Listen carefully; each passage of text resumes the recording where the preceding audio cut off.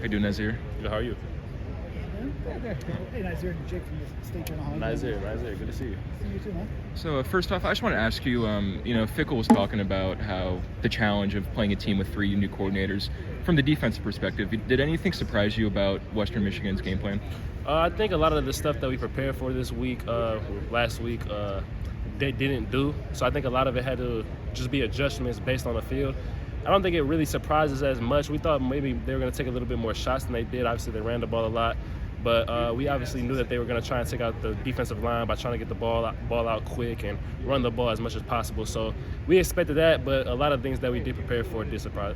They didn't do, so it surprised us. Taking like all the unfamiliarity, as well as Fickle was talking how like college football, there's no preseason. It's unique because you haven't played a different team since January. Right. You know what I mean? So. Did you feel like a sort of like, can you like walk me through like the challenges of not having a preseason? Like, could you kind of feel yourself have to acclimate yourself in real time? Yeah, I think it's more so not being able to play the game is just more so like the jitters, just knowing that you're going against a different offense than you've been preparing for all fall camp, all spring, things like that. But obviously, it's hard with the new coordinator and thing, obviously going against a different coordinator, but we just had to adjust as the game went on, and I think we did very well. Can you remember like a certain point where you started to feel comfortable in the game that you feel like you maybe? Yeah, I would say probably it didn't take too long. I'll say a couple series in, we started to realize what they were doing, more condensed formations, just having the receivers cut down a lot more to try and do cracks and run mesh, a lot of things like that, just like I said, to try and get the ball out quick. I was really impressed that, in the fourth quarter, I feel like the fourth quarter was your guys' best quarter. Yeah. Now, that wasn't always the case last season. Why do you think that was? Why do you guys think you finished so strong?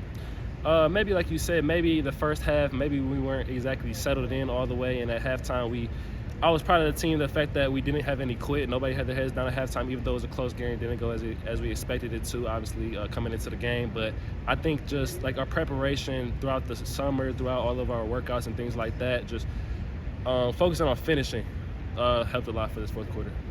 Now, how do you make that more consistent? How do you do that again and again? I think we just need to start out faster. I think we're a really good finishing team. Like Coach harps on finishing and everything that we do, just workouts, practice, whatever it is. Just try and focus on our discipline and things when we're tired at the end of the game, so that we can use that to our advantage pretty much. But I think we just need to try and start faster and keep the momentum going.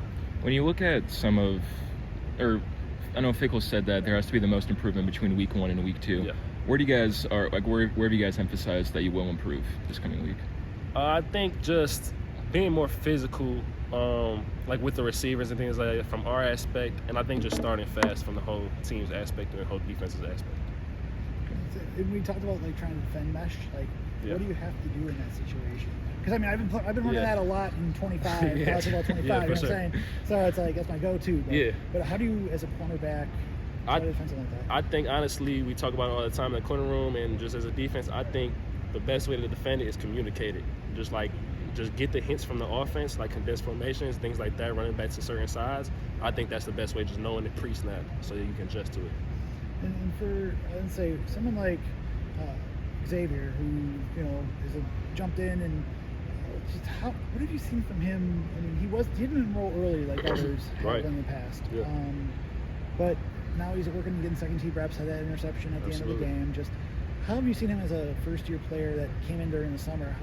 What has he done to warrant the reps that he's received? As I said earlier during fall camp, like since day one, he's been so poised in his techniques. I think he's just done a good job taking coaching from the other guys. He always wants to learn from guys like me, Rico, and RJ, just the guys that have been around the block for a while. And I think he's just a freak athlete. Obviously, you can see his size, his speed. He's very poised as a freshman, just very patient at the line of scrimmage, and he just makes plays. He's a ball player at the end of the day, very good player, and I'm very excited for what he's going to do for us. When did you first realize, in your eyes, because I remember talking to Rico, and Rico I know they're both South Florida cornerbacks and Yeah. whatnot, but when did you first realize that Xavier could be someone that could help contribute this year? I'll be so honest, first day. I was just being blankly honest. First day, I realized how good he was going to be, just because I've been in college for like 5 years. This is my 5th year now, and I've really never seen a freshman, let alone some guys, and going into their 5th year, be as poised and as confident as he is. especially just coming in as a true freshman, like you said, didn't even early enroll. So since day one, I've noticed like the little things like his technique, his speed, and just his confidence. And then as he started to go on and learn the defense more, I've seen how much he's just grown. Have you maybe played with a cornerback, of that size, stature, and speed? I mean, at least here at Wisconsin, maybe apart from Amari with his size, we haven't really seen over the last couple of years that many bigger corners that can at least run on the boundary. Have you maybe played with a guy like that before? Honestly, I think maybe some guys are. I've played a lot of good players, but I think what stands out to me, him being that as a freshman, like not even early enrolling to the point where he's working with Coach Brady and the rest of the strength staff over the offseason before the season. So for him to come in like that, and especially his mindset, which stands out to me the most, I think that separates himself from anybody I've ever played with, for sure. And so for you, just how do you feel? I mean, I know you had to go through the rib injury last year, but where have you seen, even like after this first game, how would you evaluate where you're at right now and what you want to do this season? I think my first game went pretty well. There's a couple things I feel like I could have definitely touched up, a couple of the overalls and things like that. But I think what stands out to me the most is my confidence. I think I'm very confident. I think it showed the first game. I think that's just because of the preparation with my body that I was able to do this offseason, just trying to get my body together. I've enhanced I've been more proactive in my recovery routine, trying to just keep my body right, legs right. And I think just my knowledge for the game, learning from Rico and talking to Coach Haynes more often and just investing more into the game pretty much, I think that's helped me a lot. What goes into, for those that don't know the recovery process, what goes in, or what's your routine for recovery? Yeah, I think a lot of it's just being here and always doing something, even when your legs are not, especially legs are not feeling the best. I mean, when they're feeling good. Obviously, you want to do stuff when they're not feeling good, but when they're feeling good, you have to make sure you're doing things as well. Things like getting in the cold tub, getting cupped, just taking advantage of all the resources that we have here, just talking to the trainers on the little things of your body. I think that's the biggest thing.